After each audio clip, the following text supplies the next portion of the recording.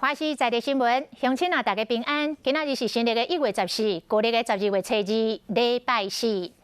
桃园某一间病院爆发着院内感染的事件，30多岁男医师按838，甲伊20多岁护理师的女朋友按839，两个人拢患着新冠病毒，引发着人心的惊惶。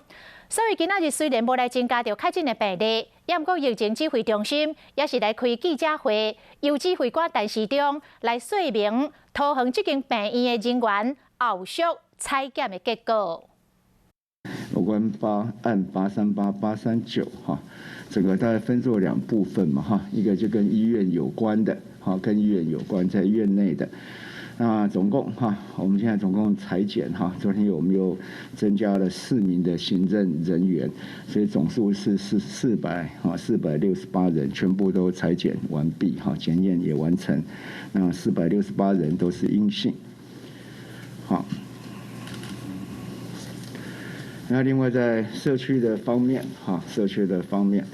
那我们总共因采人数55人哈，包含839哈，那也全部都采验完毕哈，结果也全部都阴性。那昨天我们大概还有4位老师哈，那然后那个陪病的哈还没有验出来哈，那也现在全部都验完，那全部都阴性。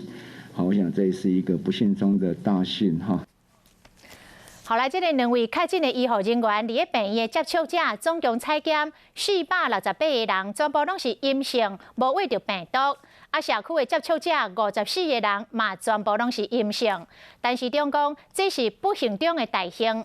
另外，指挥中心嘛呼吁大家，秋冬的时节，流感的威胁真大，也未止预防性的民众应该赶紧去做，安尼较妥当哦。